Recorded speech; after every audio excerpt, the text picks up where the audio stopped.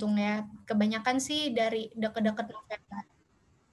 Nah, kemudian untuk application form tadi yang melalui studi link dan juga application sistemnya itu ini dianjurkan 6 sampai 9 bulan sebelum program itu dimulai.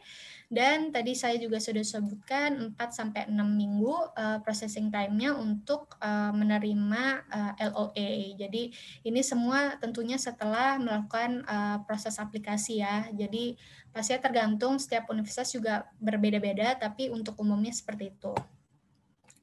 Oke, sekarang mengenai PhD, bagi teman-teman yang ingin melanjutkan PhD, ini bisa banget. Untuk program PhD di Belanda itu dilakukan minimum 4 tahun dengan cara mengerjakan sebuah riset yang original, jadi belum pernah dilakukan sebelumnya, atau juga bisa menulis disertasi. Nah, biasanya PhD ini bukan bukan dilihat sebagai program studi seperti S1 atau S2, tapi sebagai research dan kadang ini dalam bentuk paid employment. Jadi teman-teman akan diberikan salary gitu ya, dipekerjakan di universitas tersebut. Nah, seperti saya sebutkan sebelumnya, PhD program ini hanya ditawarkan oleh research universities, ada 13. Dan untuk melihat posisi dari PhD program ini bisa dilihat di job boards yang tertera, ada FactCards, Academic Transfer, Euraccess, dan KNAW. Nah, namun kalau misalnya posisi tersebut tidak ada atau tidak available, teman-teman juga bisa dapat mengirimkan proposal kepada profesor. Baik, itu dia tadi informasi mengenai studi di Belanda dan juga research.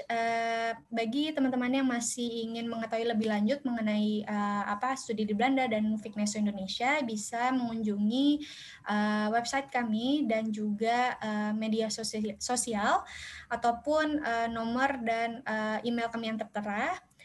Lalu kami juga mengadakan online counseling setiap hari Senin sampai hari Kamis. Bisa diakses informasinya melalui bit.ly/osineso. Dan bisa juga mengakses lebih lanjut informasinya melalui bit.ly/Nuffic-Neso. Ini merupakan brosur digital kami yang tersedia di website. Sekian informasinya, saya kembalikan kepada moderator. Pada Mbak Emi untuk presentasinya informatif mengenai studi di Belanda secara garis besarnya gitu ya.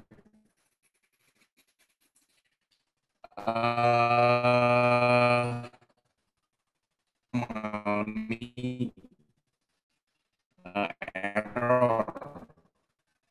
You guys can totally check that out di Google, dipublish oleh katadata.co.id bahwa ini memang sebelumnya kita confirm dulu apakah teman-teman bisa mendengarkan suaraku dengan jelas.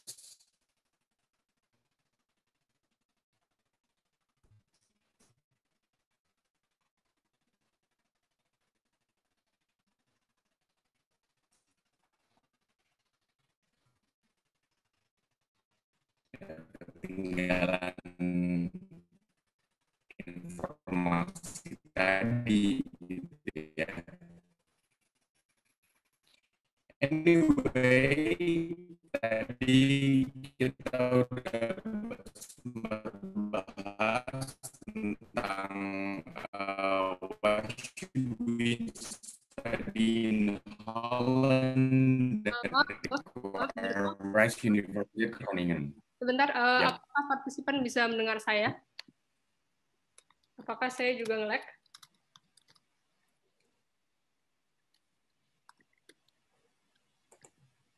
Bisa dengar dengan jelas para partisipan?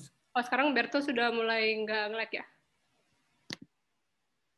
Oke, jadi Tadi sempat nge-lag ya saya? ya tadi Berto sempat nge-lag, tapi sekarang sudah enggak. Jadi nanti kalau misalnya Berto mulai nge-lag lagi, silahkan chat di chat di Zoom chat lagi. Nanti kalau nanti saya akan coba untuk masuk lagi. Oke, sekarang udah lancar? Kami mohon maaf untuk ketidaknyamanan ini. Boleh Berto untuk yang tadi kamu sedang bahas. Tadi terputus sampai mana ya? Tadi terputus pas kamu mulai ngomong, sudah terputus, jadi boleh diulang lagi Berto, Oh, silakan. oke. Yap. Oke, so sorry banget teman-teman. Mungkin masalah teknis ya ini ya.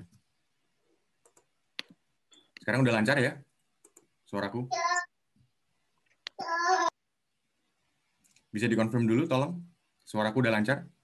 Oke. Ya, lancar. Oke. Sudah.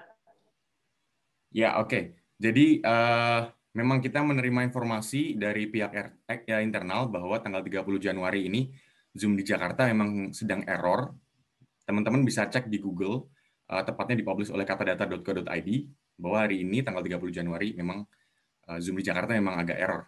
Oke? So we're terribly sorry for the disturbance. Tapi nanti teman-teman tetap akan dapat backup notulensi dan materi dari para speakers. So don't forget nanti di akhir acara teman-teman untuk isi form evaluasi ya teman-teman, supaya dapat materi notulensi dan teman-teman nggak ketinggalan single thing. Oke? Oke, next kita akan moving on to second session. Di sini kita akan berbicara tentang pengalaman dari teman-teman yang udah kita undang dari universitas dan jurusan yang berbeda-beda mengenai pengalaman studi di Belanda mereka. Oke, yang pertama kita ada Richard Nata Diningrat selaku mahasiswa di LLB International and European Law di Rijksuniversiteit Groningen. Oke, kepada Mas Richard, waktu dan tempat dipersilakan. Baik, Mas Berto, terima kasih atas tempat dan waktunya, dan juga selamat pagi teman-teman yang berada di Belanda, dan juga selamat sore pastinya bagi teman-teman yang berada di Indonesia. Mungkin sebelum aku mulai, aku mau pastiin dulu share screen aku kelihatan ya? Bisa kelihatan ya? Kelihatan. Kelihatan, mantap. Ya, jadi kita mulai aja. Mungkin aku juga mau apresiasi dulu pertama-tama sebesar-besarnya untuk PP Belanda udah mengadakan event ini, dan juga pasti untuk teman-teman dari Nuvekniso atas tempat dan waktunya juga. Ya, jadi perkenalan dulu semuanya, salam kenal. Jadi nama saya Richard Nata Diningrat. Saya adalah mahasiswa jurusan tahun kedua LLB International and European Law di University of Groningen di Belanda. Saya masuk ke Belanda itu pada tahun 2019 setelah lulus di SMA dari Sekolah Mentari Jakarta melalui jalur IB Diploma Program. Dan saat ini seperti yang tadi sudah Berto katakan di awal, maaf, saya merangkap jabatan sebagai Kepala Departemen Sinergi Kota di PP Belanda, dan juga saat ini di Sekretaris Jenderal di European Law Students Association di Groningen. Jadi awalnya pastinya kita ingin mengetahui sebenarnya apa sih ekspektasi saya dan apa realitas saat saya sebenarnya sampai di Belanda begitu. Jadi ada 3 hal mungkin yang ekspektasi yang ingin aku bagikan ke teman-teman sekalian. Yang pertama adalah tentang komunitas. Mungkin tadi dari Nuvekniso juga sudah menyinggung sedikit tentang hal ini. Memang Belanda itu adalah negara dengan multikulturalisme dan internasionalisme yang sangat tinggi begitu. Dan contohnya mungkin di kota aku di Groningen, 70% penduduk dari Groningen itu adalah mahasiswa, dan 30%-nya adalah penduduk lokal. Jadi mungkin teman-teman bisa bayangkan bagaimana banyaknya sebenarnya murid-murid atau mahasiswa internasional begitu dari berbagai negara di dunia ini. Dan mungkin sebagai gambaran untuk orang Indonesia saja di Groningen ini hampir 300 orang gitu. Jadi memang lumayan banyak juga orang Indonesia, dan pastinya tempat di Belanda ini multikultural karena memang bersifat internasional. Dan juga pastinya program yang aku jalankan, Hukum Internasional dan Eropa ini bersifat internasional dan menggunakan bahasa Inggris sebagai bahasa utama. Yang kedua adalah ekspektasi dan realitas tentang biaya hidup. Pastinya biaya hidup adalah salah satu hal yang kita ingin sangat pastikan begitu ya. Saat kita ingin pergi ke Belanda gitu, kita ingin tahu berapa sih sebenarnya biaya hidupnya. Mungkin yang bisa aku bilang secara umum biaya hidupnya itu sangat terjangkau begitu ya, mulai dari akomodasi, dari tempat tinggal, dari makanan, dari transportasinya pun mungkin kalau teman-teman ke sekolah menggunakan sepeda begitu ya, dari rumah ke universitas menggunakan sepeda mungkin itu bisa cut cost yang lumayan banyak begitu daripada menggunakan transportasi umum. Dan juga perlengkapan belajar mulai dari buku dan materi-materi lainnya juga biasanya bersifat terjangkau. Yang ketiga adalah integrasi. Memang di Belanda ini semua hal itu, semua aspek di dalam kehidupan akademis maupun non-akademis itu bersifat integratif. Jadi mulai pertama dari sistem transportasinya pun pastinya ada aplikasi yang terintegrasi, lalu dari segi akademiknya pun, dari segi sistem pembelajaran, mulai dari walaupun daring ataupun offline itu sangat terintegrasi. Misalnya kalau di program aku di University of Groningen, kita mempunyai sistem namanya Blackboard Collaborate. Nah, ini adalah sebuah sistem yang dirancang sendiri oleh universitas dan mungkin digunakan juga tidak hanya di Groningen tapi di universitas-universitas lainnya. Jadi pastinya di Belanda itu sangat integratif. Nah, mungkin yang menarik juga sebenarnya yang ingin teman-teman ketahui, mungkin sebenarnya apa sih kehidupan di Research University begitu ya. Mungkin nanti Jokris setelah ini dan Mas Sultan juga mungkin akan berbagi pandangan-pandangan berbeda di bagian research maupun applied sciences. Tapi dari Research University sendiri ada beberapa aspek yang ingin aku bagikan ke teman-teman sekalian. Yang pertama adalah program di Research University itu atau di program aku secara spesifik itu berorientasi tinggi pada program yang berbasis riset akademik. Ya, jadi karena emang juga namanya Research University, jadi kalian pasti akan banyak menulis kertas riset atau kertas akademik begitu. Akan ada banyak presentasi, diskusi terbuka, dan pastinya Research University ini lebih memfokuskan kita untuk menjawab mengapa akan suatu permasalahan dan mencari solusi dari suatu permasalahan tersebut. Jadi hal yang sangat baik menurut aku dari program di Research University ini adalah mengembangkan skills riset aku dan juga pastinya skills critical thinking dari aku sendiri. Dan aku di program LLB International and European Law ini selama 3 tahun. Jadi memang program kebanyakan di research juga tadi yang sudah disampaikan oleh teman-teman dari Nufik itu 3 tahun.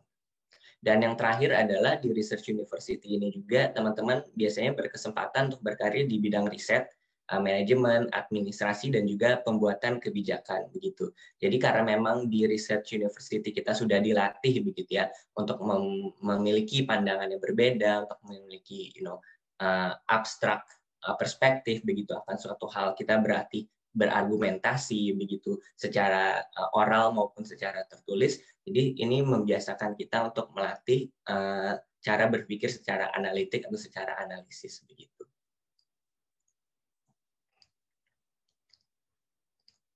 Dan yang terakhir yang ingin aku bagikan ke teman-teman ini sebenarnya tips and tricks begitu ya. Dan pastinya mungkin setiap mahasiswa mempunyai tantangan dan solusi sendiri begitu ya akan hal ini. Tapi ini dari perspektif aku sendiri. Mungkin tantangan yang biasanya banyak dilalui mahasiswa adalah mungkin culture shock begitu ya. Ini yang mungkin sering teman-teman lihat begitu. Mungkin karena kultur yang berbeda begitu. Mungkin dengan experience yang baru mungkin jadi beberapa mahasiswa jadi ingin mengikuti hal tersebut atau malah shock begitu dengan hal-hal baru yang berada di kehidupan mereka. Dan beberapa solusinya dari aku bagi 2, yaitu pertama secara soft skills dan secara akademik. Yang pertama secara soft skills pastinya kita sebagai mahasiswa harus adaptif begitu ya, dengan kultur yang baru, dengan suasana baru, teman pertemanan yang baru, pastinya dengan lingkungan yang baru, kita harus selalu beradaptasi agar kita bisa fit in begitu. Yang kedua, kita harus sosial interaktif, berarti kita harus terbuka begitu dengan sesama mahasiswa Indonesia atau sesama mahasiswa internasional pun. Dan mungkin tips lainnya adalah manajemen stres, waktu, dan keuangan. Ini juga penting agar teman-teman tidak brain drain begitu ya, karena setiap hari mungkin belajar terus jadi capek. Jadi mungkin di manage gitu waktunya agar teman-teman mempunyai beberapa free time juga, mungkin di weekend atau di hari Jumat begitu, agar tidak melalui brain drain ini dan membuat kalian letih gitu. Dan pastinya manajemen keuangan itu juga penting agar bisa 1 tahun hidup dengan nyaman dan damai begitu ya. Dan jadinya hal ini juga penting. Dan juga bahasa pastinya, jangan lupa teman-teman juga mungkin walaupun di Belanda ini memang hampir semua orang bisa berbahasa Inggris, tapi juga mungkin seru gitu ya untuk kita mengenal juga kultur Belanda dari segi bahasanya begitu. Dan ini menurut aku akan sangat membantu kalau mungkin teman-teman ingin mencari pekerjaan setelah lulus dari program kalian. Dan juga berorganisasi maupun di PP Belanda atau di PP kota kalian masing-masing, ada juga faculty associations dan juga ada university council. Dan mungkin tips terakhir dari aku dari sisi akademik untuk di research university, mungkin yang pertama adalah gemar membaca ya, menulis dan riset begitu ya. Kan memang ada kutipan yang berkata membaca adalah jendela dunia begitu. Jadi mungkin pastinya setiap minggu akan ada bacaan yang lumayan banyak begitu, dan ada mungkin beberapa tulisan esai atau riset juga, research journal, research paper itu akan pastinya datang banyak juga di research university. Dan juga pasti harus terbuka, open minded saat di kelas. Guru-gurunya ini sangat senang diskusi interaktif. Jadi kalau kalian punya perspektif, punya ide, kayak jangan takut gitu untuk berbagi, karena semua orang opini semua orang atau perspektif semua orang itu sangat dihargai oleh para guru dan juga pastinya para mahasiswa lainnya.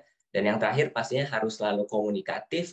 Kalian selalu berkomunikasi dengan guru jika ada kesusahan atau apa, mereka sangat senang untuk membantu kita pastinya. Dan mungkin akhir kata sejauh ini yang bisa aku sampaikan, dan mudah-mudahan dari presentasi singkat yang aku berikan ini bisa bermanfaat bagi teman-teman sekalian. Mungkin ini saja Berto yang bisa aku sampaikan. Terima kasih. Oke, thank you kepada Risyad yang telah membagikan pengalamannya sebagai mahasiswa di Rice University Groningen, dan juga tips-tipsnya ya tentunya tentang community and living cost, again soft skills yang udah sering kita bahas juga, being open-minded, dan terlebih academic research, specifically di sebuah research university gitu ya. Selanjutnya kita ada Mas Jonathan Jayakusuma atau kerap dipanggil Jokris ya, akan memberikan pengalamannya sebagai mahasiswa di Bachelor Business and ICT di Fontys University of Applied Sciences. Ya, Jokris silakan. Oke, thank you Berto. Halo teman-teman semua. Sekarang aku akan share screen aku. Semoga selama sesi ini kita nggak bakal ada nge-lag lagi ya. Nanti kalau misalnya selama sesi yang aku akan sampaikan ada nge-lag, teman-teman mohon di chat aja bilang nge-lag gitu. Atau misalnya nanti dari panitia, mungkin Rahma bisa langsung kontak lewat WhatsApp ya. Soalnya kalau aku share screen nggak bisa lihat chatnya. Seperti itu. Oke, sekarang aku akan share screen. Please let me know if you can see my screen. Ya, bisa. Bisa. Suara juga terdengar jelas ya? Terdengar jelas. Oke, kita mulai. Halo teman-teman semua, perkenalkan aku Jonathan Jayakusuma. Biasa seperti yang Berto udah bilang, di sini teman-teman manggil aku Jokris. Aku akan share sedikit nih mengenai kehidupan aku di Applied Sciences University. Dan juga sebelum kita masuk lebih jauh, mungkin enaknya aku memperkenalkan diri dulu secara singkat biar teman-teman, biar kita dapat saling mengenal lebih baik. So I'm going to show you a little bit history of my life. Ini ada timeline sedikit. Jadi dulu sebelum ke Belanda, aku lulus dari sekolah di Penaburganing Serpong. Dulu aku ambil IPA. Jadi ambil IPA, terus di Belanda aku langsung kuliah di Fontys University of Applied Sciences. Aku singkat di sini UAS ya, biar lebih singkat. Dan kalau di Indonesia ini mungkin lebih miripnya bahasa Indonesia itu Universitas Ilmu Terapan, atau mungkin di beberapa negara ataupun di Indonesia juga biasa dikenal dengan Universitas Politeknik. Nah, di Fontys University of Applied Sciences ini letaknya itu di Eindhoven, di Provinsi Noord-Brabant. Jadi kalau di Belanda itu kalian lihat mapnya sedikit lebih ke bawah lah ya, dekat Belgium dan Jerman. Aku ambil jurusan ICT dan Business dan juga spesialisasinya di Data Science. Nah, selain kuliah di Belanda, aku juga aktif, let's say, berpartisipasi lah dalam organisasi, terutama PPI. Aku dulu tahun 2018 itu pernah menjadi ketua divisi eksternal di PP Eindhoven dan juga kemudian setahun berikutnya naik jabatan jadi ketua PP Eindhoven, terus sekarang jadi advisor atau penasehat di PP Eindhoven. Selain itu aku juga sekarang sama kayak di teman-teman juga di sini berapa yang di PP Belanda, aku jadi kepala departemen di media kreatif PP Belanda. Dan juga karena aku kuliahnya di Fontys University atau universitas yang lebih mengedepankan practical dibanding teori, aku ada internship-nya. Jadi baru saja kemarin, benar-benar kemarin nih hari Jumat, aku selesai internship selama 5 bulan di Bosch Transmission Technology. Dan juga sekarang ya menjadi pembicara di acara ini ya. So, alasannya pertama, ini ada sedikit gambaran apa yang akan aku sampaikan pada hari ini. Yang pertama, aku akan jelasin sedikit nih, kenapa dulu aku pilih kuliah di Belanda atau di University of Applied Sciences. Terus aku akan sharing sedikit tentang kehidupan di University of Applied Sciences, tantangan yang aku hadapi, dan juga aku akan beri sedikit nih tips buat teman-teman yang ingin berkuliah di Belanda maupun di University of Applied Sciences. Jadi, why the Netherlands? Kenapa Belanda? Dulu aku pilih Belanda karena yang pertama aku sadar kalau setelah research gitu, dulu kan aku juga research universitas-universitas yang berbeda dari berbagai macam negara, yang aku struck kenapa Belanda, because it has excellent education with affordable cost. Nah, excellent education ini berarti karena semua universitas di Belanda ini memiliki level pendidikan yang sama. Mungkin kita tahu kalau universitas-universitas itu biasanya ada QS World Ranking gitu ya, ada ranking-rankingnya. Cuman setelah kuliah di Belanda, aku kayak ngerasa ini tuh cuman kayak angka doang. Soalnya sebenarnya di universitas ini kayak semua dosennya itu it's a good dosen gitu loh. Jadi nggak ada terlalu senjang antara satu univ lebih bagus di univ yang lain. Mungkin di Belanda itu lebih kepada spesialisasi. Misalkan universitas yang hukum lebih ke Leiden University, kalau yang teknologi mungkin di Eindhoven atau di Delft nanti kayak Mas Sultan seperti itu. Tapi rata-rata semua level pendidikannya itu sama ya, bagusnya sama. Dan juga affordable cost. Affordable cost ini mungkin emang relatif ya. Tetapi kalau kita compare dengan negara-negara lain, misalkan Australia, Kanada, Amerika Serikat, Belanda itu relatif lebih affordable, lebih murah lah jatuhnya seperti itu. So it's a good combination ya, excellent education with affordable cost, di mana lagi gitu bisa dapat. And then great environment surrounds you. Jadi lingkungan seperti yang tadi udah disampaikan juga, lingkungannya itu sangat welcome kepada masyarakat internasional, terutama dengan teman-teman yang berasal dari Indonesia. Mungkin karena ada latar belakang historis kita antara Indonesia dan Belanda, dan hal-hal ini tuh bakal menunjang studi Anda, karena kalau kita kuliah dan juga lingkungannya mendukung tuh enak banget kombinasinya. Dan next, it's not so far from home, right? Karena di Belanda juga ada direct flight kalau kalian naik Garuda, jadi tinggal duduk di pesawat, terus itu udah turun dan nyampe di Belanda, nggak perlu transit-transit. Habis itu walaupun 13 jam ya, tapi jatuhnya lebih cepat lah dibanding kalau ke Amerika atau ke Kanada yang harus transit-transit. Dan juga di Belanda itu banyak sekali komunitas orang Indonesia. Jadi kalian feels like home lah, karena misalkan kalau Sabtu Minggu pengen ngumpul sama teman-teman, banyak banget orang Indonesia di sini, banyak banget komunitasnya kayak PPI dan segala macam. So nggak bakal culture shock-nya itu nggak bakal terlalu besar. Terus kenapa University of Applied Sciences? And also maybe why Fontys? Kenapa aku kuliahnya pilih di Fontys? Nah, yang pertama aku ambil University of Applied Sciences karena aku pengen kuliah yang more practical than teori. Nah, menurut rumus ya, ini oke. Konon katanya itu 70% praktek, 30% teori. Menurut rumus kayaknya gitu. Jadi kalau kalian kuliah di University of Applied Sciences ini, kalian lebih banyak project dibanding actual riset yang mungkin yang tadi udah disampaikan sama Rishad. Terus aku juga pengen setelah kuliah langsung kerja. Jadi bisa langsung jump right away to professional work after uni.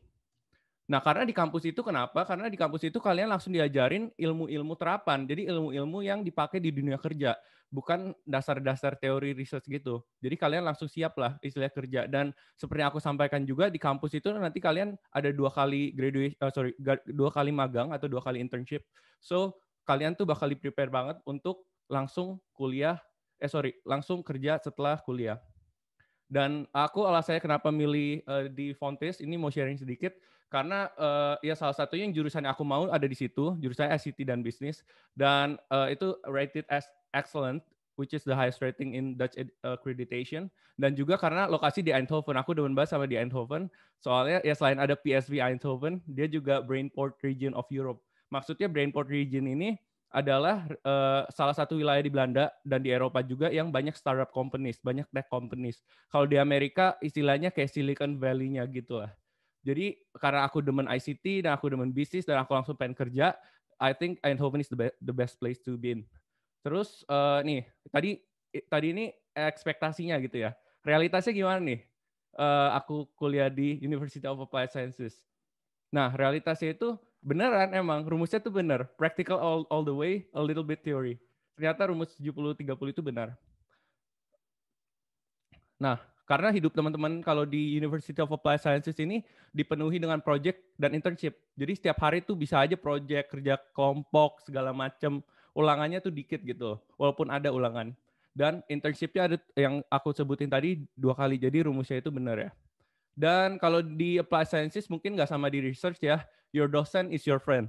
Kenapa? Karena bentuk kelasnya itu lebih kecil-kecil gitu ya, istilahnya kayak di SMA. Jadi dosen kalian atau guru kalian itu dan mahasiswa ini saling kenal. Jadi karena hubungan yang dekat ini, kalian lebih gampang excel atau lebih gampang menjadi pintar lah di setiap pelajaran yang kalian pelajari. Kenapa? Soalnya gara-gara hubungan yang dekat, kalian kalau mau nanya dosen nanti bisa dijawab, bisa dibantu dan segala macam. So ini very beneficial. Mungkin ini nggak bisa didapatkan di research university karena jumlah kelasnya yang mahasiswanya banyak kayak lecture hall gitu. Terus yang satu lagi open minded. Open minded di orang-orang di Belanda ini terkenal open minded. Jadi open minded ini akan membantu teman-teman ini mengimprove your way of thinking. Jadi misalkan di Indonesia pandangan kalian let's say A doang gitu. Sampai di Belanda, oh ya ada pandangan-pandangan baru nih, ada B, C, dan D. Jadi kalian bisa lebih mengimprove your way of thinking. 3 hal ini sih yang aku rasakan realitas berkuliah di University of Applied Sciences. Terus, tapi ada challenges-nya nih guys. Ada challenges-nya yang aku hadapi juga. Yang pertama itu challenge-nya super mandiri. Ini literally benar-benar super mandiri. Literally semua sendiri. Kalau di Indonesia mungkin lapar bisa mesen Gojek, walaupun di Belanda juga bisa ya, ada Tausbezorg gitu, cuman lebih mahal biayanya.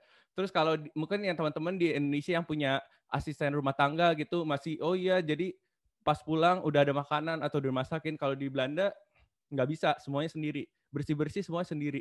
Jadi challenge-nya kenapa? Karena kalau di Indonesia kalian berkuliah mungkin cuman fokusnya studi aja, nggak usah fokus yang lain. Yang lain tuh nggak terlalu penting. Maksudnya nggak harus sendiri kan, jadi ada yang membantu gitu istilahnya. Karena di Belanda kalian semua sendiri, jadi kayak kalian fokusnya nggak bisa hanya kuliah, kalian harus fokus ngurusin hidup kalian sendiri juga, which is will take your time in studying gitu. Jadi ini salah satu challenge. Yang kedua, ya first year itu mantul banget ya, ini mantep banget first year. Karena first year Belanda itu merupakan tahun fondasi di mana kalian harus lulus untuk continue di tahun berikutnya. Jadi ini benar-benar menentukan apakah kalian bisa lanjut ataupun harus berpindah jurusan atau mungkin berpindah universitas atau mungkin tidak bisa lanjut gitu istilahnya. Nah, aku susahnya karena dulu di SMA aku nggak ada pelajaran ICT. Tiba-tiba kuliah langsung pelajaran ICT di mana teman-teman internasional itu udah ada pelajaran ICT SMA-nya. Which is aku jadi harus catch up dengan pelajaran ICT ini. Dan juga bekerja bersama teman-teman internasional itu beda sama teman-teman di Indo. Mungkin di Indo itu kalian udah bekerja sama kayak, oh iya gampang gitu, visinya sama, cara jokesnya sama, terus cara kerjanya sama. Kalau sama orang internasional itu lebih menantang, soalnya culture-nya ini berbeda ya. Dan, nah ini ada lagi, 4-5 orang berkumpul yang kerja cuma 2. Ini beneran, di Applied Sciences rata-rata kayak gitu. Jadi kadang sih cuma sendiri. Jadi ini tuh bisa menjadi challenge kalian. Jadi kalau dalam kerja kelompok, mungkin teman-teman kalian nggak kerja, tetapi kalian harus yang carry kelompok itu. Nah ini juga bisa menjadi challenge kalian. Dan juga sepi ya. Tapi ini sepinya dibanding Indonesia ya, bukan Kutub Utara ya. Nah kalau dibanding Indonesia sepi, kenapa? Karena mungkin di Jakarta toko buka sampai jam 10, jam 11. Kalau di Belanda tutupnya jam 7, jam 8 udah tutup gitu. Apalagi lagi lockdown seperti ini ya. Terus emang kotanya sepi banget. Mungkin awal-awal teman-teman bisa ngerasain, lah kok ini kayaknya desa gitu. Tapi emang ramenya Belanda segitu teman-teman. So ini hal-hal yang aku rasa challenge yang aku hadapi. Terus yang terakhir, tips untuk teman-teman semua di sini. Nah, homesick dan culture shock itu pasti ada ya teman-teman. Tapi jangan patah semangat atau down. Selalu yang aku ingat itu setiap ada hal-hal homesick atau culture shock, ada quotes bilang kayak gini, if you feel like quitting, think about why you started. Jadi aku selalu ingat alasan kenapa aku pengen menimba ilmu atau kuliah di luar negeri. Jadi yang mendorong aku tetap semangat walaupun ada homesick dan culture shock ini. Tapi ini dua hal nih pasti ada teman-teman. Jadi jangan kaget kalau nanti kuliah di luar negeri. And then yang kedua itu jangan malu bertanya teman-teman. Nah, kalau orang malu bertanya itu sesat di mana-mana, bukan di jalan, di toilet, di mall, semuanya sesat kalau malu bertanya kalau kalian nggak tahu. Jadi kalau misalkan di tengah pelajaran teman-teman bingung, tanyalah dosennya. Kalau teman-teman butuh apa, tanyalah teman kalian atau tanya orang tua kalian. Ini bakal membantu kalian banget kalau kalian kuliah di luar negeri. Dan yang terakhir, kalau ada kesempatan berkuliah di luar negeri langsung ambil. Ini saya tulisnya luar negeri ya, bukan Belanda. Jadi kalau mau di Belanda oke, tapi kalau mau di luar negeri yang lain juga nggak apa-apa teman-teman. Menurut aku langsung ambil aja. Karena di luar negeri itu banyak hal yang bisa didapatkan ya. Yang pertama ilmu tentunya, tapi ilmu di Indonesia nggak kalah kok. UI, ITB, UGM semuanya bagus, ilmu di Indonesia tuh nggak kalah. Tapi yang beda di luar negeri itu teman-teman bisa belajar pandangan baru, bahasa, kepercayaan diri. Terus teman-teman bisa expand your networking dengan mahasiswa internasional atau mahasiswa Indo dari universitas lain atau kota lain. Dan masih banyak banget yang teman-teman bisa dapat. So ini kayak whole package gitu yang teman-teman bisa dapetin kalau kuliah di luar negeri. So I think that would conclude my presentation for today. Jadi teman-teman kalau ada question or want to know any more information bisa langsung email aku di jonathan@ppibelanda.org atau bisa kalau malas bikin email bisa DM di Instagram aku, di situ is Jokris, dan juga mungkin bisa cek website di jaykusuma.org. So thank you very much ya. Oke. Thank you buat Jokris atas pengalaman sharing pengalamannya sebagai mahasiswa di ICT and Business, and of course the tips tentang applied sciences di Belanda itu kayak gimana dan proses yang dialami seperti apa, tentang environment study di Belanda kayak gimana. So teman-teman udah pastinya dapat gambaran ya, at least the slides difference antara research university dan University of Applied Sciences gitu ya. Contohnya tadi misalkan Jokris bilang your docent is your friend, itu relatable banget karena relatable banget buat teman-teman yang berasal dari Applied Science University. Okay. Next kita ada Mas Sultan yang akan membagikan pengalamannya sebagai mahasiswa Master at Construction Engineering and Management di TU Delft. Mas Sultan, dipersilakan.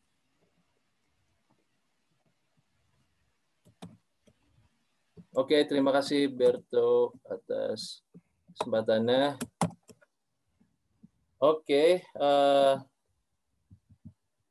Bismillahirrahmanirrahim. Assalamualaikum warahmatullahi wabarakatuh. Selamat sore teman-teman yang ada di Indonesia dan selamat pagi teman-teman yang ada di Belanda. Perkenalkan nama saya Sultan. Saya sedang menempuh studi master di jurusan Construction Management and Engineering di Delft University of Technology atau TU Delft. Hari ini saya akan memberikan pengalaman berdasarkan sudut pandang dari mahasiswa S2 yang sedang menjalankan master di Research University, di Engineering University and Technology. Berikut adalah kerangka pemaparan yang saya paparkan selama beberapa menit ke depan. Oke, langsung saja ke perkenalan diri. Jadi, ini nama panjang saya berumur 25 tahun sekarang, baru saja berumur 25 tahun beberapa hari kemarin. Terus di sini kontak saya yang bisa dihubungin. Singkat cerita, saya dulu S1 di Universitas Indonesia, jurusan Teknik Sipil. Sekarang sedang melanjutkan S2 karena ingin menempuh bidang studi ilmu teknik sipil di bidang manajemen. Kalau misalnya teman-teman pengen mencari informasi tentang profil saya lebih lanjut, bisa cek di LinkedIn saya. Lalu di sini saya memiliki hobi saya semenjak di sini jadi suka belajar, membaca dan menulis. Lalu semenjak sebelum di Indonesia saya suka bercocok tanam, bermusik, berolahraga, jalan-jalan atau traveling dan berorganisasi. Nah, terkait organisasi dulu saya cukup aktif di S1, saya dulu aktif di Ikatan Mahasiswa Sipil sebagai sekretaris umum, sempat jadi ketua di Civil Engineering and Environmental Scientific Association juga, dan sekarang sedang menjabat sebagai ketua di Perhimpunan Pelajar Indonesia di Delft. Oke, terkait informasi menempuh studi di Belanda, saya studi di TU Delft. Itu merupakan kampus disiplin ilmu teknik sipil yang posisinya kedua terbaik di dunia setelah MIT untuk tahun 2019-2020 kemarin, dan posisi selalu balap-balapan ya. Dan ini merupakan Engineering Research University dan program berlangsung selama 2 tahun. pengalaman pribadi saya setelah lulus tahun 2017, saya bekerja di salah satu perusahaan konsultan multinasional di bidang infrastruktur dan mendaftar TUDAF selama 2 kali. Namun saya ambil di kesempatan kedua karena alhamdulillah baru dapat beasiswa, karena saya firm untuk melanjutkan S2 menggunakan beasiswa karena saya pribadi merasa sangat berat dengan biaya sendiri gitu, atau biasa disebut dengan beasiswa BI, beasiswa Bapak Ibu. Nah, ekspektasi saya itu adalah melanjutkan studi dengan membangun jaringan bersama teman-teman internasional, pelajar, dan diaspora Indonesia yang ada di Belanda. Lalu saya juga, karena suka beraktivitas kemahasiswaan, saya ingin terlibat di dalam organisasi internasional di sini, maupun organisasi Indonesia. Lalu ingin mencari pengalaman multidisiplinary, berpartisipasi di proyek atau internship, atau kegiatan-kegiatan lainnya. Dan yang terakhir, yang pasti jalan-jalan keliling Eropa, yang merupakan salah satu motivasi yang tersier juga, namun menjadi faktor terbesar untuk saya melanjutkan studi di Belanda. Gitu. Oke, hal-hal penting sebelum kuliah di Belanda.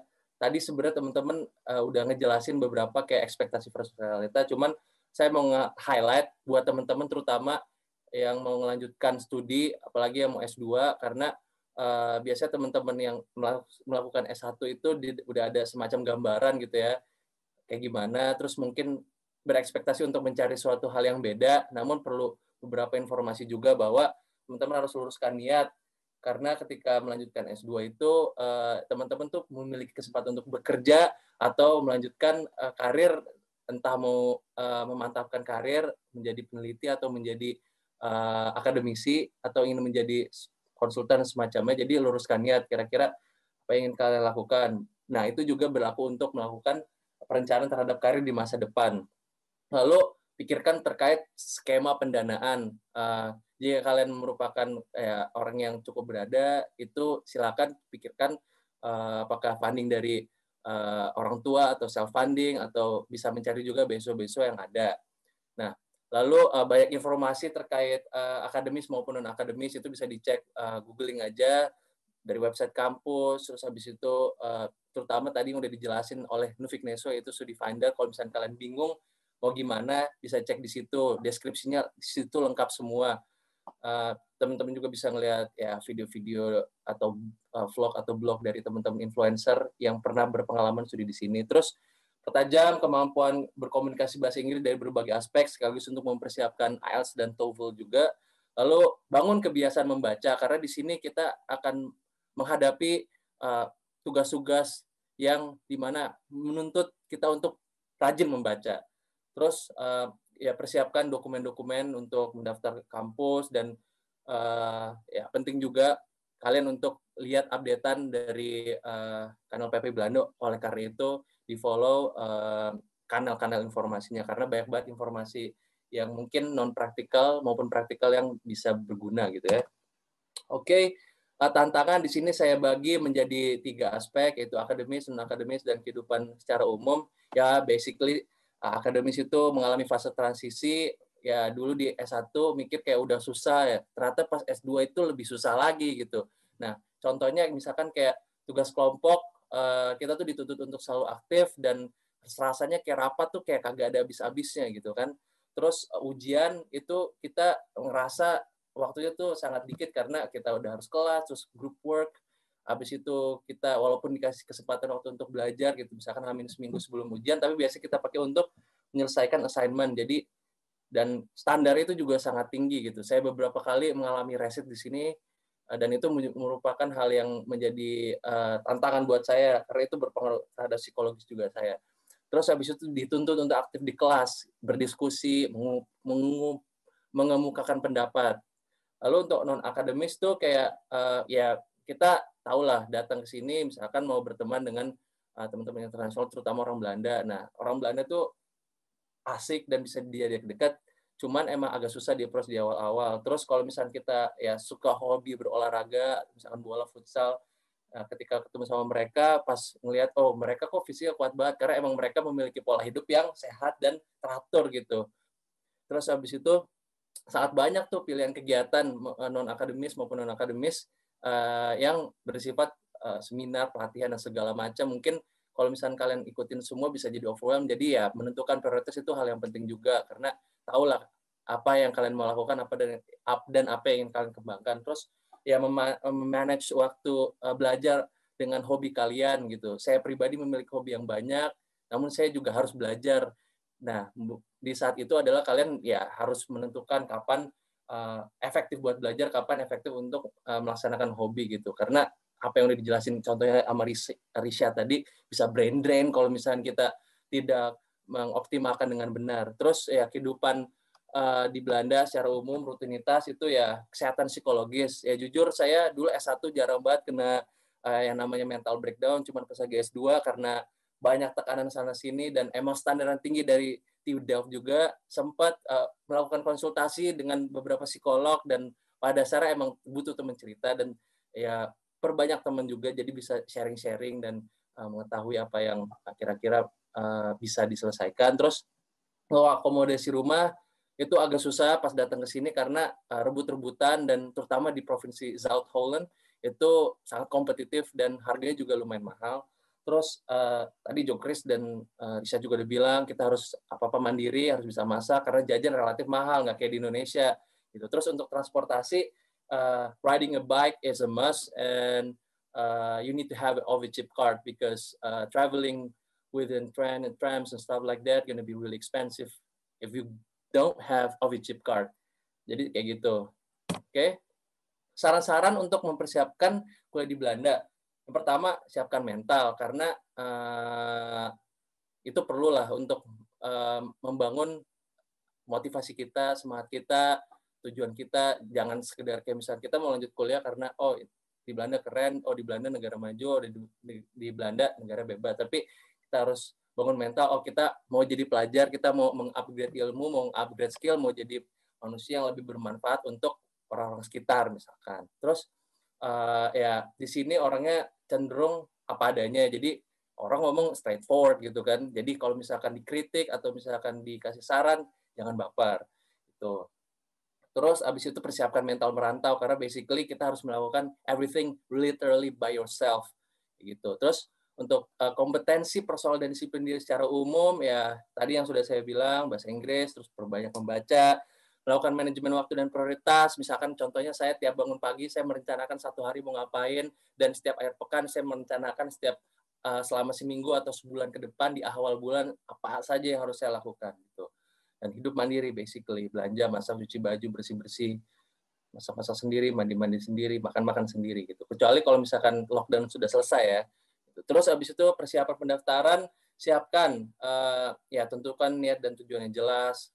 Apakah ini universitas yang ingin saya daftar, apakah jurusan ini yang mau saya daftar. Persiapkan IELTS dan TOEFL, perpanjang paspor kalau misalnya udah mau habis, lalu dokumen-dokumen pribadi, akta kelahiran, transkrip ijazah, buat teman-teman yang udah lulus S1, tolong di-scan dan diterjemahkan ke dalam bahasa Inggris jika tidak ada versi bahasa Inggrisnya. Hubungi dosen dan atasan ketika buat surat rekomendasi, lalu baca-baca informasi secara terus-menerus, dan pastikan tanya ketika ada suatu hal yang tidak jelas gitu. Terus ya langkah-langkah, sekarang saya lagi menjalani studi dengan situasi corona. Nah, mungkin saya mau sharing aja apa aja sih yang udah dilakukan sama institusi pendidikan di Belanda terkait measurement. Yang pertama, otomatis mengikuti peraturan pemerintah. Jadi sekarang kondisinya lagi hard lockdown di Belanda, jadi nggak ada kegiatan apa-apa. Terus habis itu kampus TU Delft aktif berkolaborasi dengan organisasi kemahasiswaan untuk memastikan protokol kesehatan dan diseminasi informasi kebijakan pemerintah Belanda. Lalu sempat juga melakukan hybrid class waktu itu di bulan September sampai November untuk memberikan pengalaman prioritas kepada mahasiswa di tahun pertama, either bachelor or master. Dan yang keempat, waktu itu TU Delft sangat bijak memberikan kompensasi biaya kepada mahasiswa internasional yang tahun kedua, yang dimana mereka itu sedang melakukan penelitian atau master thesis, dan juga memberikan layanan konseling, terutama yang memiliki keluhan psychological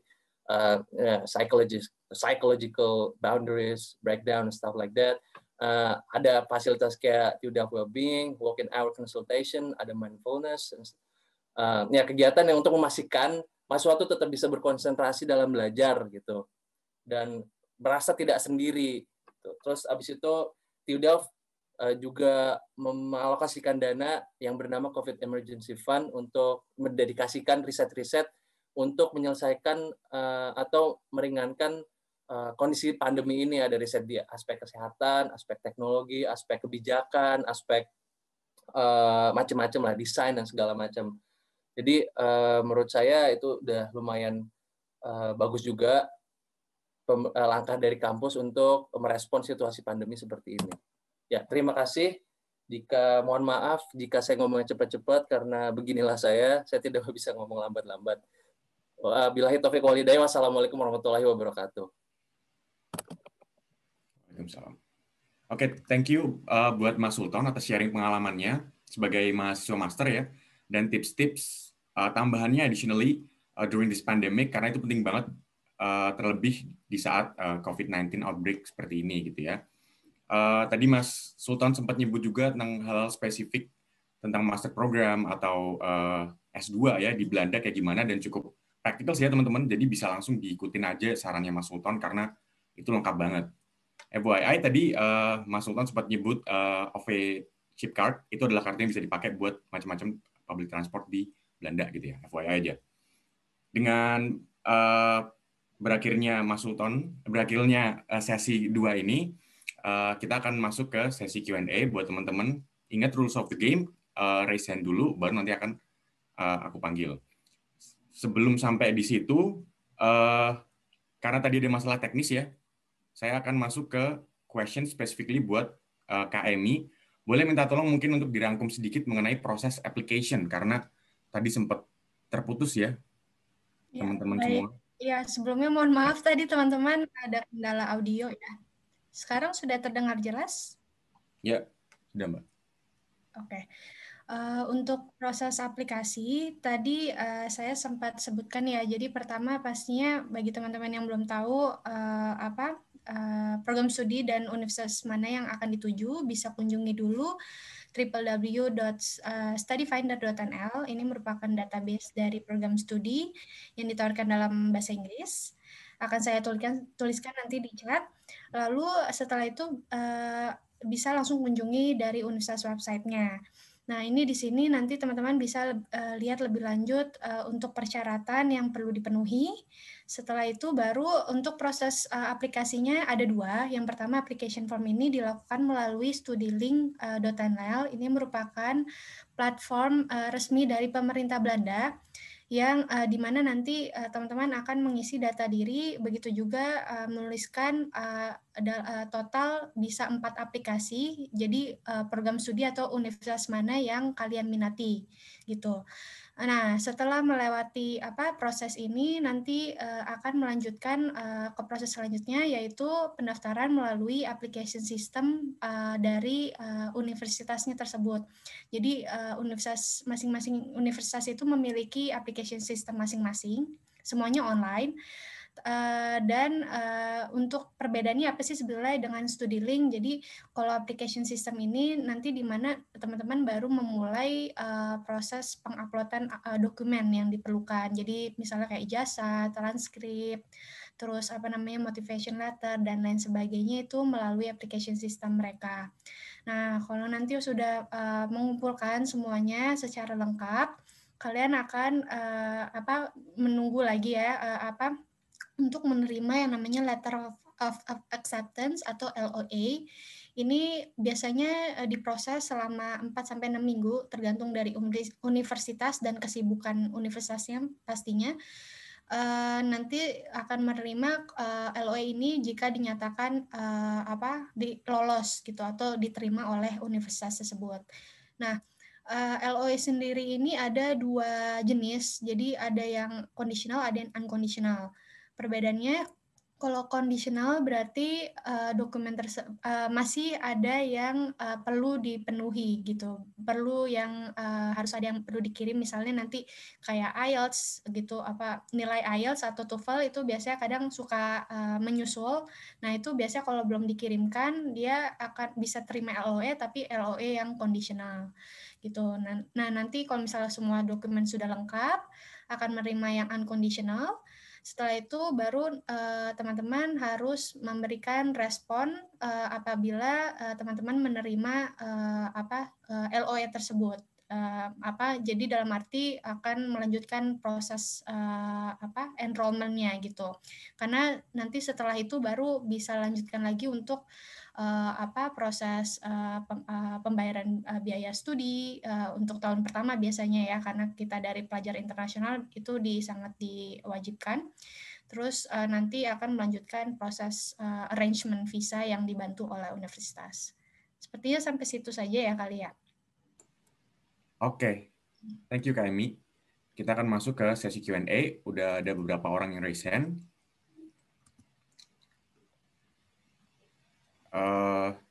Silakan pada Winta Pinkan, turn on your microphone, dan bisa menanyakan pertanyaan. Pertanyaan ditujukan ke siapa? Ini apply to all. Oke, silakan. Halo, nama saya Winta. Selamat sore buat teman-teman yang di Indonesia dan goedemorgen buat teman-teman yang di Belanda. Saya mau tanya, seberapa kompetitifkah lingkungan studi kalian di Belanda, and how to keep yourself motivated agar dapat tetap berprestasi saat kuliah di luar negeri. Terima kasih. Oke, thank you Winta. Mungkin pertanyaan bisa saya lempar ke Mas Sultan dulu ya mungkin. Mas Sultan boleh dibantu dengan jawaban? Oke, terima kasih Winta atas pertanyaannya. Saya bilang kompetitif banget, itu dari segi tugas, ujian, maupun kelibatan kita misalkan di internship ya. Cuman mereka sangat suportif. Nah, hal yang bisa memotivasi saya adalah pertama, niat saya mau ke Belanda ini mau menuntut ilmu dan ingin mendalamkan ilmu spesifik di bidang asset management. Terus motivasi saya juga adalah bahwa yang namanya proses menuntut ilmu memang bukan hal yang mudah. Jadi bakal ada hambatan, bakal ada proses yang menyulitkan. Jadi ya kita jalanin aja, enjoy prosesnya. Karena kalau bisa terlalu kita pikirin, kadang bisa jadi beban pikiran yang dimana kita jadi nggak ngapa-ngapain ujung-ujungnya. Gitu sih. Soalnya kayak saya pribadi dulu di S1 jarang banget ngulang mata kuliah, tapi pas di sini tahun pertama itu hampir ngulang terus. Jadi dalam setahun kan ada 4 kuarter. Nah, di 3 kuarter pertama itu setiap kali hampir ada resit gitu. Jadi itu merupakan tantangan terbesar juga. Misalkan dari segi soal yang banyak ujian open book atau banyak ujian yang tidak open book itu sesuai dengan materi yang dijelaskan dengan dosen, namun tingkat kompleksitasnya memang sangat tinggi gitu. Itu dibutuhkan dengan cara belajar seperti anti sistem kebut semalam atau belajarnya memang diatur ketika lagi weekdays gitu sih. Manajemen waktu itu paling penting dan manajemen prioritas itu juga sangat penting untuk menunjang standar kompetitif yang tinggi gitu. Itu sih. Okay. Thank you buat Mas Sultan. Terjawab ya Mbak Vintan? Kita ke next question. Sebelum ke next question, buat teman-teman yang punya pertanyaan tentang scholarship atau application bisa langsung kontak Nufik Neso aja ya. Nanti ada di Q&A di kontak person yang tadi udah di-share sama KMI, bisa langsung kontak ke Nufik Neso-nya aja. Oke. Next question kita ada Kak Ocha Aulia. Boleh turn on your microphone. Halo Kak Ocha.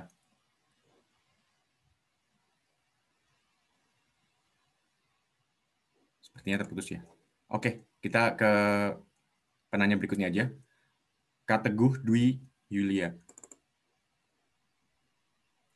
Halo, apakah suara saya terdengar? Ya, terdengar jelas. Silakan pertanyaannya untuk speakers siapa? Sebenarnya ada dua kalau diperkenankan terkait dengan Mas Jonathan sama Kak Sultan. Apakah diperkenankan? Ya, boleh, nggak apa-apa. Oke, untuk yang pertama, saya tertarik dengan terkait dengan applied science.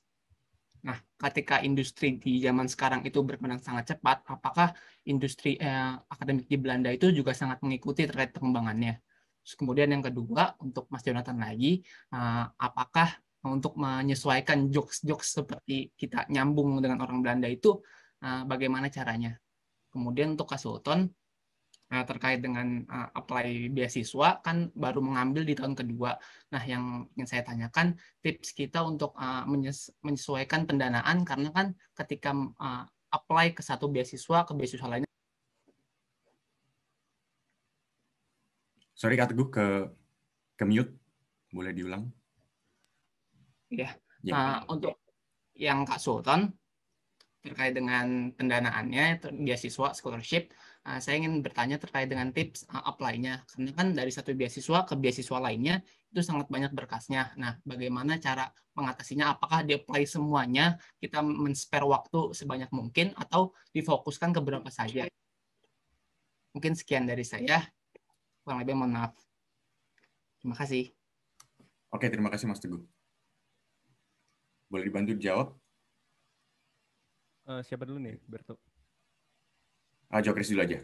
Oke. Thank you ya pertanyaannya. Ini nge-lag gak? Enggak kan? Enggak.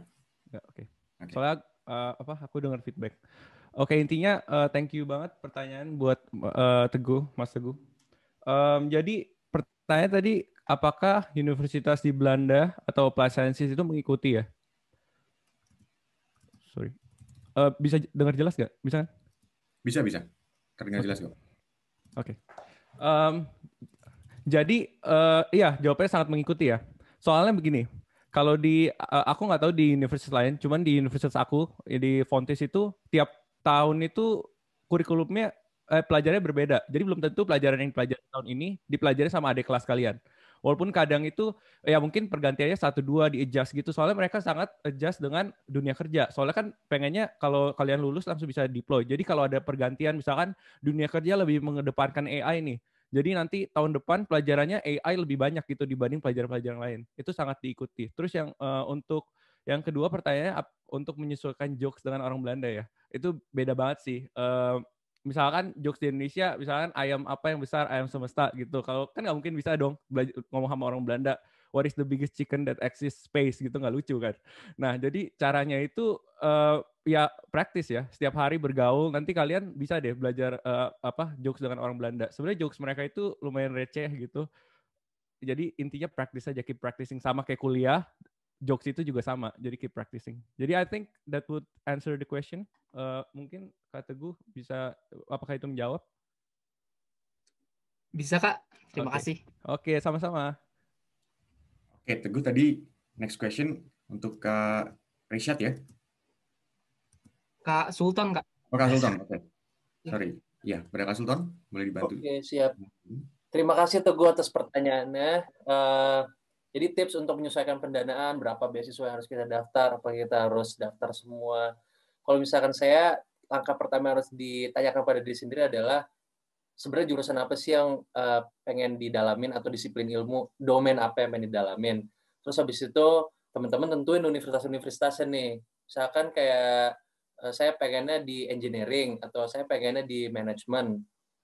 Nah, ya udah tentuin universitas-universitasnya, terus habis itu cari di universitas itu, negara situ, kira-kira ada beasiswa apa aja yang tersedia, dan atau misalkan ada source of funding yang bervariatif, terus habis itu di list gitu. Atau misalkan bisa juga googling di beasiswa apa aja yang sedang tersedia. Cuman kalau misalkan dari saya sih, setelah saya menentukan prioritas jurusan atau domain yang ingin saya daftar dengan list universitasnya, saya langsung mencari beasiswa apa aja kira-kira yang masuk ke dalam irisan kampus yang saya daftar gitu.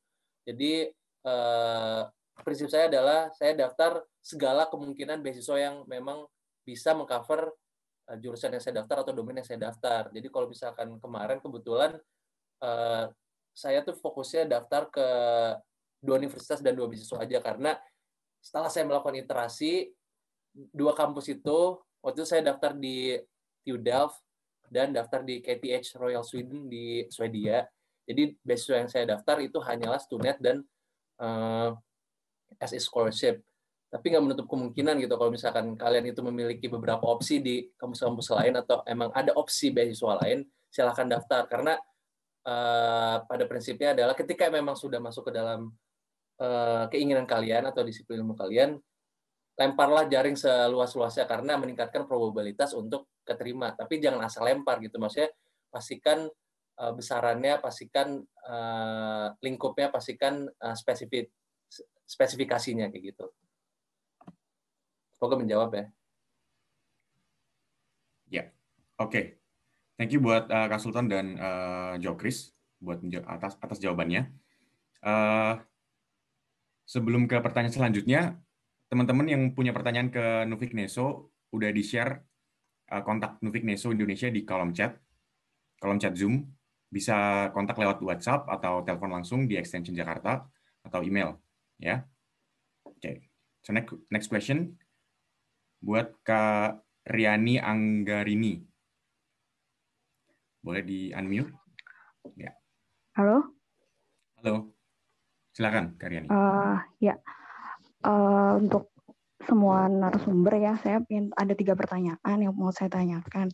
Yang pertama, waktu kita daftar ke universitas di Belanda itu, kalau latar belakang S1 atau S2-nya itu kurang eligible untuk prodi yang kita tuju. Tapi saat ini kita kerja di bidang yang sesuai sama prodi itu. Apakah admission officer mempertimbangkan aplikasi kita? Itu yang pertama.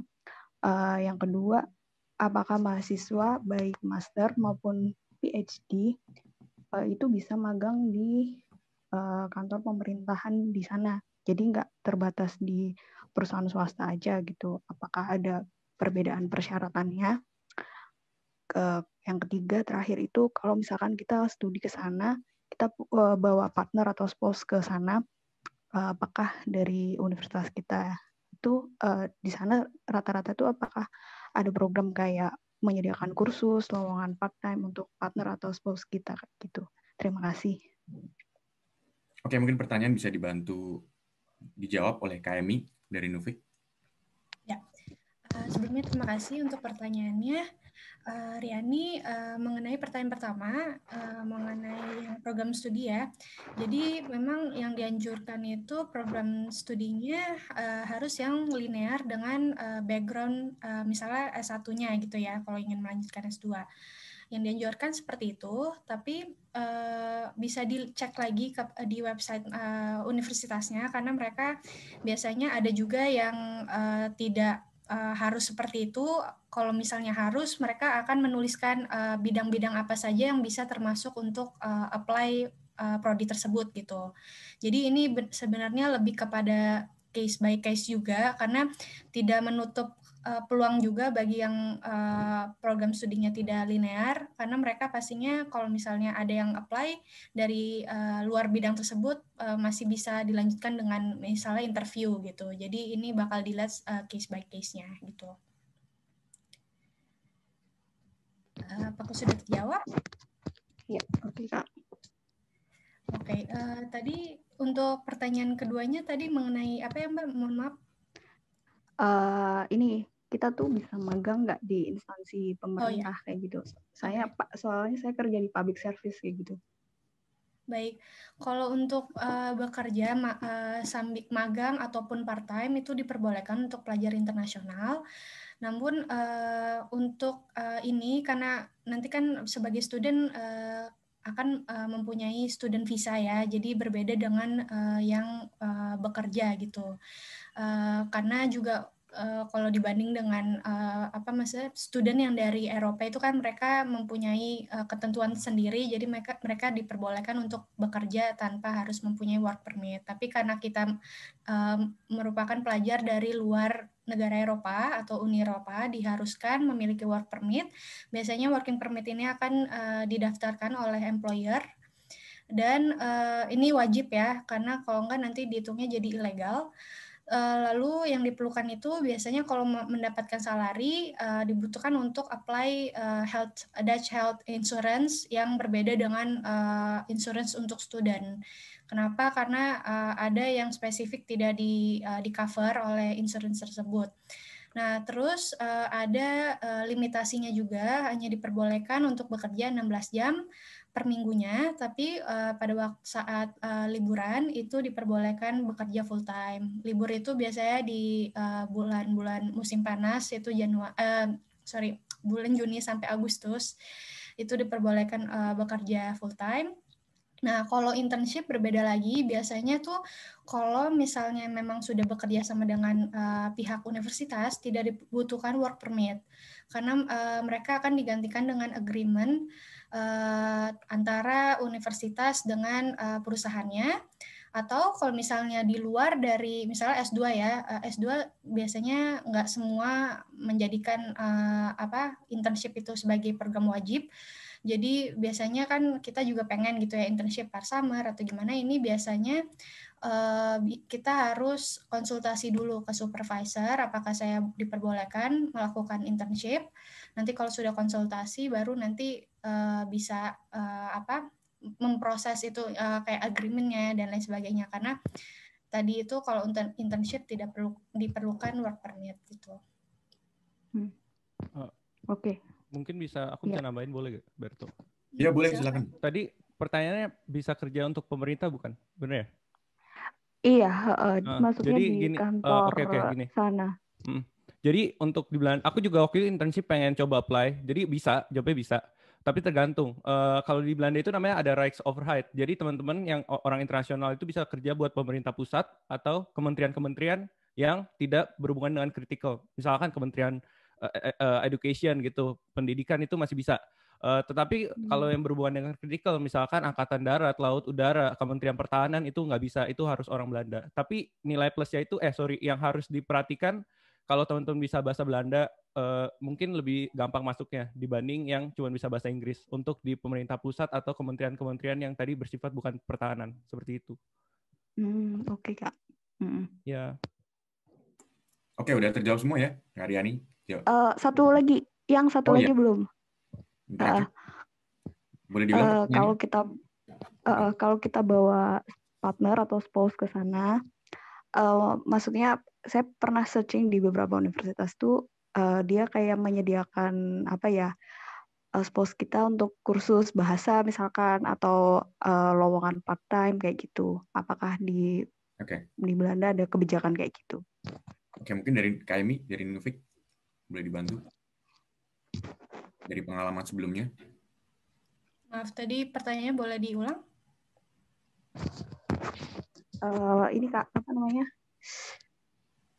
Tentang ini loh, kalau kita bawa spouse atau partner ke sana, ya apakah maksudnya apa? Kan dia nggak ikut belajar ya? Apakah di sana dia di universitas tujuan kita itu menyediakan kursus bahasa kah kayak gitu, atau kerja part time seperti itu? Jadi biasanya memang banyak ya, terutama yang mau melanjutkan master atau PhD gitu. Ini biasanya untuk visa sendiri, biasanya kan kalau visa MPV itu kan hanya untuk yang akan melanjutkan studinya saja, itu akan dibantu oleh universitas. Tapi disarankan untuk konsultasikan juga jika ingin membawa keluarga gitu, karena nanti yang untuk daftarnya sendiri itu harus daftar sendiri. Terus untuk kalau bisa bekerja atau tidak tergantung dari visanya. Kalau misalnya visa yang didapat bisa contohnya ya, kalau PhD itu kan ada yang paid employment, ada yang tidak. Kalau paid employment kan berarti hitungnya dia visa bekerja.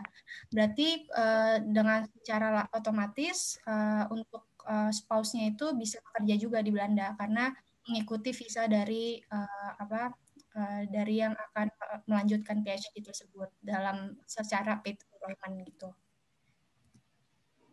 Gitu Kak. Iya. Oke. Jawab ya Karyani. Oke. Terima kasih. So buat teman-teman, for the next questions, mohon untuk limit your question dan spesifik langsung aja gitu ya, supaya teman-teman yang lain bisa dapat chance untuk bertanya juga nantinya. Oke. Next kita ada Kak Agung Saputra. Boleh speak up? Oke, terima kasih Kak. Selamat sore. Selamat sore semuanya. Mungkin saya ada beberapa pertanyaan. Mungkin yang pertama untuk Kak Sultan. Ketika yang pertama itu bagaimana caranya kita mengetahui dan yakin bahwasanya motivation letter kita sudah cukup untuk di-store dan diajukan di master program. Karena kan maksudnya ketika kita berbicara master, akan banyak sekali komponen yang perlu dijelaskan seperti previous education, terus pengalaman kerja, dan such as like that lah. Gitu. Terus untuk teman-teman, kakak-kakak dari Nufik Neso, mungkin ada pertanyaan, ketika kita lulus universitas, gitu kita dapat LOA-nya, tapi kita tidak dapat beasiswanya, apakah LOA itu bisa diperpanjang untuk tahun depan? Itu. Terus mungkin yang terakhir, apakah lulusan Politeknik di Indonesia bisa di limit aja? Yang terakhir, apakah lulusan Politeknik di Indo bisa daftar di research univnya Belanda? Terima kasih. Oke, untuk Mas Sultan, boleh dibantu jawabannya? Ya, terima kasih Agung atas pertanyaannya. Gimana supaya yakin supaya motivation letter kita tuh siap untuk dikirim ke institusi pendidikan di Belanda? Yang pertama itu kita harus refer lagi ke pertanyaan yang diminta dari kampusnya. Misalkan ada kan set of questions yang diminta, misalkan kenapa kamu melanjutkan di sini, apa skill yang kamu punya, apa rencana jangka panjang, menengah, pendek, kayak gitu-gitu. Terus habis itu kalian juga bisa melakukan peer review, yaitu minta tolong buat teman-teman yang udah berpengalaman atau orang yang ibaratnya reliable lah untuk diminta tolong. Atau bisa juga ke teman-teman yang emang nggak ya punya gambaran gitu terkait apa yang pengen kita lanjut di studi di Belanda. Basically, motivation letter yang bagus adalah ketika pas orang baca, itu dia bisa mengerti despite dia itu tahu di dalam domainnya apa enggak gitu. Suara saya bisa kedengeran nggak sih? Kedengeran kok, kedengeran. Oh, oke. Ya. Terus habis itu sama yang terakhir, kalau misalnya buat teman-teman itu kurang yakin, mungkin bisa pakai tools kayak Grammarly untuk memastikan bahwa grammar itu benar, terus habis itu susunan katanya benar. Karena saya pribadi juga waktu itu sempat menggunakan itu untuk membantu setidaknya coherent and cohesion selama menulis itu bisa terbantu gitu. Oke. Sekian. Oke, thank you Mas Sultan. Untuk pertanyaan kedua dan ketiga dari Mas Agung tadi, mohon maaf nanti bisa langsung dikontak ke Nufik Neso-nya aja ya, karena udah dibagikan juga kontaknya supaya bisa dijawab oleh Nufik Neso-nya secara spesifik. For next question, kita spesifik one question for one person ya, karena masih ada beberapa orang raise hand, dan supaya semuanya dapat kebagian pertanyaan. Next ada Kak Nurul Izatul. Satu pertanyaan aja ya. Iya. Oke. Saya mau bertanya untuk Kak Rishad mungkin. Yeah. Tadi seingat saya Kak Rishad bilang bahwa manajemen keuangan itu sangat penting untuk kehidupan di Belanda. Nah, menurut saya, sedangkan tidak semua orang itu bisa memanage keuangan dengan baik. Pertanyaan saya, apakah dari organisasi atau kampus ada edukasi khusus untuk memanage keuangan? Terima kasih. Oke, thank you Nurul. Ya, terima kasih Kak Nurul. Jadi aku jawab pertanyaannya. Mungkin kalau dari kampus, mungkin beberapa kampus biasanya suka ada starter pack begitu. Jadi mereka biasanya suka mengasih dokumen mungkin setelah diterima di universitasnya, mungkin dengan tips and tricks mereka sendiri. Tapi kalau dari aku pribadi, saat aku mendaftar di bank di Belanda, itu mereka biasanya memberikan sebuah cara begitu ya untuk memanage keuangan. Jadi mungkin bisa ada, biasanya aku memakai ABN, jadi mereka ada 2 tabungan terpisah. Nah, tabungan khusus satu untuk penyimpanan dan satu lagi tabungan yang mungkin untuk aku pakai untuk daily activities begitu. Dan mungkin kalau dari aku sendiri tipsnya untuk manajemen keuangan, biasanya setiap bulannya aku bikin Excel sheet begitu, dan aku biasanya memanage biasanya pengeluaran aku per minggunya itu berapa begitu. Jadi mungkin dari itu aja sih. Kalau dari kampusnya mungkin biasanya beberapa kampus menyediakan begitu dari international office-nya ataupun dari banknya sendiri begitu. Mudah-mudahan itu menjawab. Baik, terima kasih Pak. Thank you Kak Rishad. Next ada Kak Efraim Leonardo. Oke, aku mau bertanya, kakak-kakak yang lagi berkuliah, apakah nantinya setelah lulus akan balik ke Indonesia untuk bekerja atau fokus bekerja di Belanda? Terima kasih. Oke, untuk Kak Rishad lagi mungkin? Ya baik, aku karena memang jurusan saya di LLB International European Law, jadi memang untuk standarisasinya memang nggak bisa bekerja untuk hukum di Indonesia begitu, karena memang di Indonesia ada sertifikasi khusus untuk sarjana hukum. Jadi memang saya sendiri memang lebih fokuskan diri untuk setelah lulus bekerja di Belanda misalnya atau di organisasi-organisasi internasional, dan biasanya ini bisa dibantu dengan university counselor biasanya. Mereka menyediakan khusus untuk career services begitu. Tapi kalau dari aku sendiri memang lebih fokus bekerja di internasional karena memang sudah mendapatkan kesempatan, alhamdulillah. Jadi pengangkat tidak untuk kalau bisa dilanjutkan begitu. Tapi pada akhirnya pasti ingin kembali ke Indonesia untuk mengabdi bagi bangsa begitu pastinya. Oke, thank you Rishad. Mungkin dari Jokris ada tambahan dari Applied Sciences? Ya, kalau aku sendiri sih tergantung situasi kondisi ya, lihat nanti. Cuma keinginan sendiri mungkin cari pengalaman dulu di Belanda, misalnya 3-4 tahun bekerja di sini, di perusahaan multinasional mungkin, terus nanti baru balik ke Indonesia, seperti itu. Oke, thank you Jokris. Yo. Next question ada Daulat Ilmi Maldani. Oke, terima kasih Kak. Oke. Jadi aku mau nanya, kan pasti terdapat kayak banyak perbedaan gitu selama kuliah di Belanda. Salah satunya kayak mungkin budaya di orang Belanda yang mungkin suka partying gitu kan, mungkin it seems kinda in negative way gitu. Cuman kalau misalkan kita mau nolak terus tapi tahu kayak ngerasa left out itu gimana ya, maksudnya how to deal with that? Lebih practical ya. Kasih. Boleh dibantu? Mungkin Jokris ya. Kenapa emang muka gue dulu party ya? Enggak sih. Iya, jadi untuk orang-orang internasional mungkin tadi Mas Sultan udah bilang ini tuh orangnya direct ya. Jadi kalau mau nolak bilang aja, oh maaf saya nggak mau ikut party. Yep. Nah mereka nggak bakal baper gitu. Oke, gitu. Jadi santai aja. Sesingkat itu aja kok. Mereka orang Belanda chill. Ya, sans abis. Oh, bakal baper Next aja. question ada. Gak usah takut. Mereka mah gitu. Ya, sans abis. Silakan, Kak Monica. Halo, suara saya jelas? Ya, silakan dengan pertanyaannya. Ya.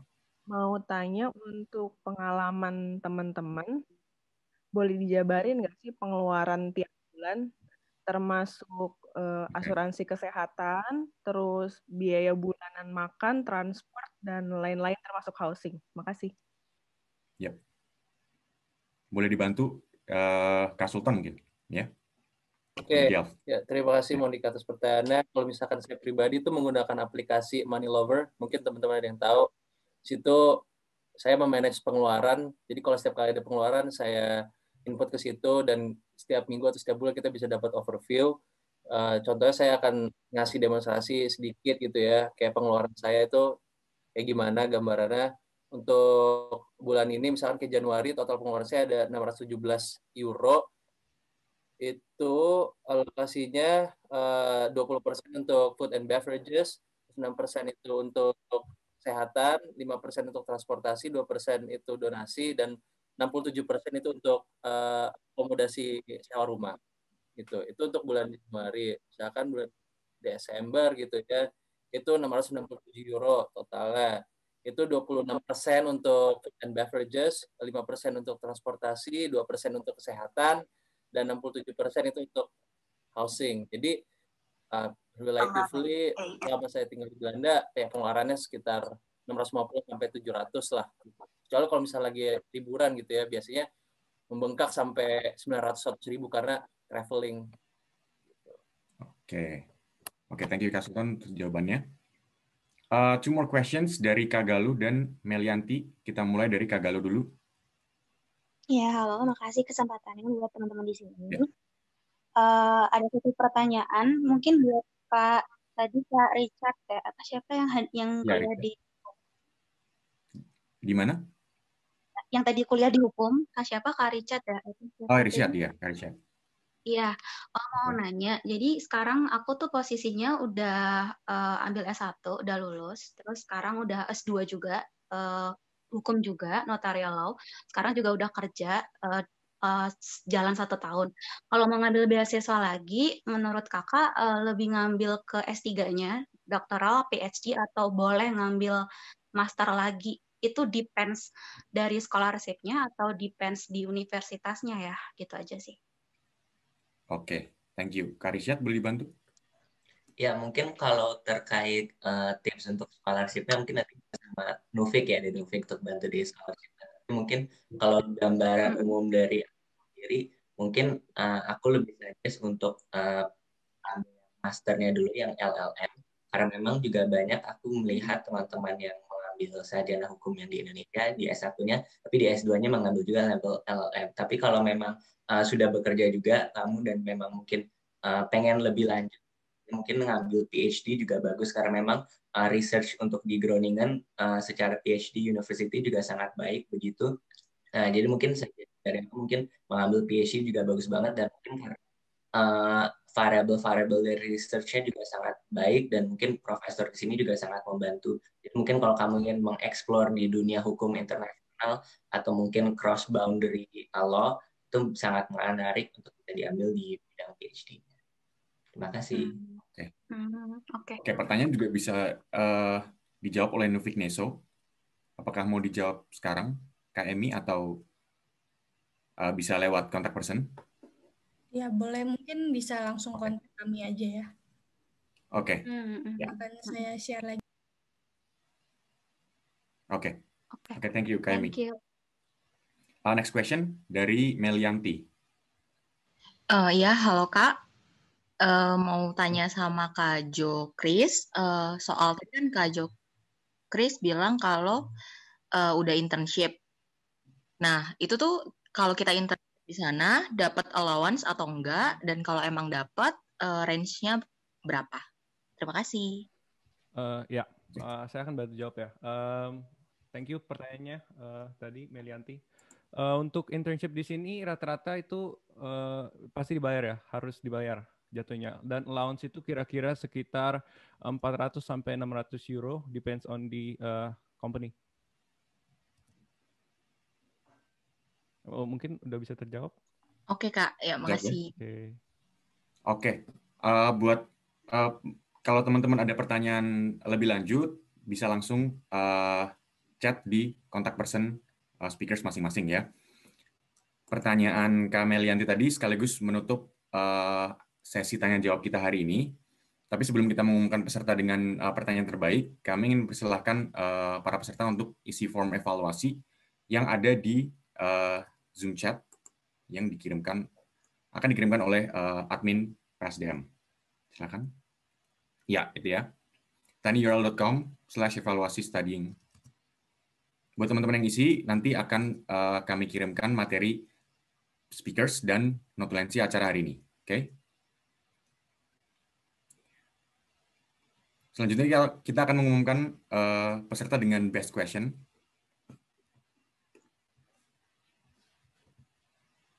Bentar ya.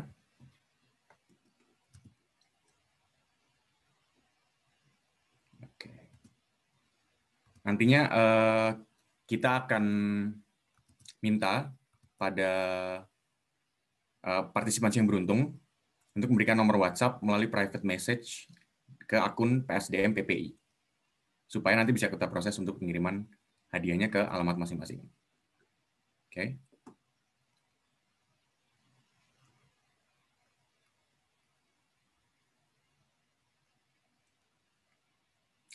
Oke, ini ada pertanyaan di chat dari University of Groningen. Kak Richard mungkin boleh di-share lagi.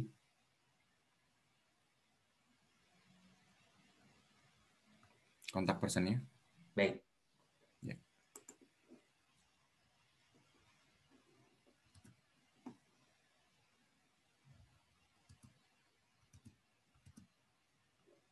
sambil menunggu best question dan Kak Rishad, kita akan adakan sesi foto bersama dulu ya teman-teman, sambil menunggu.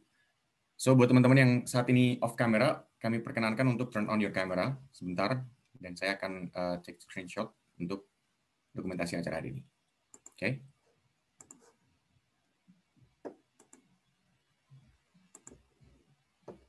Ya. Sudah semua?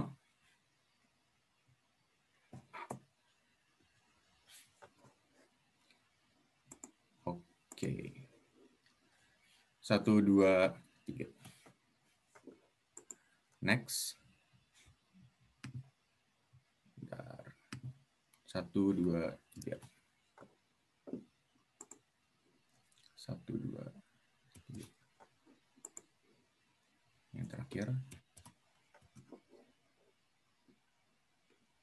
Oke.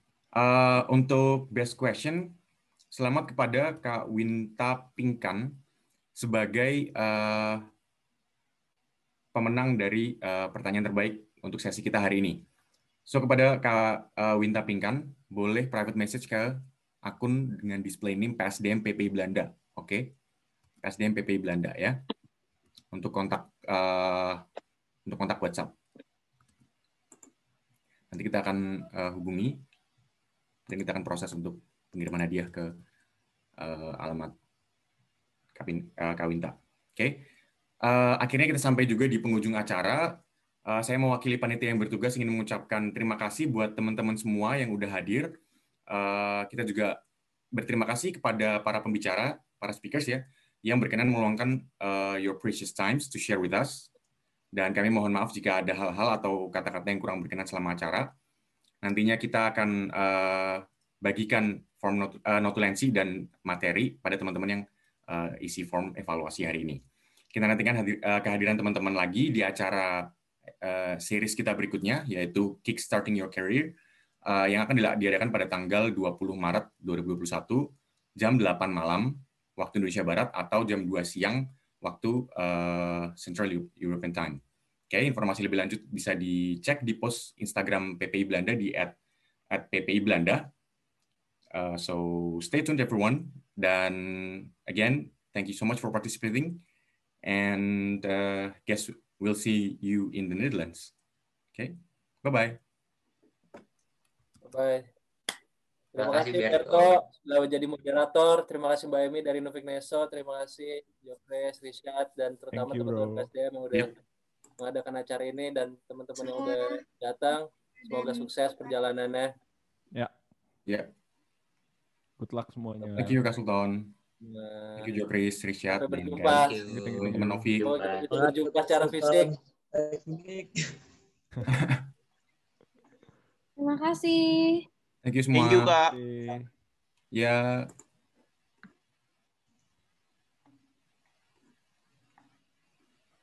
Terima kasih.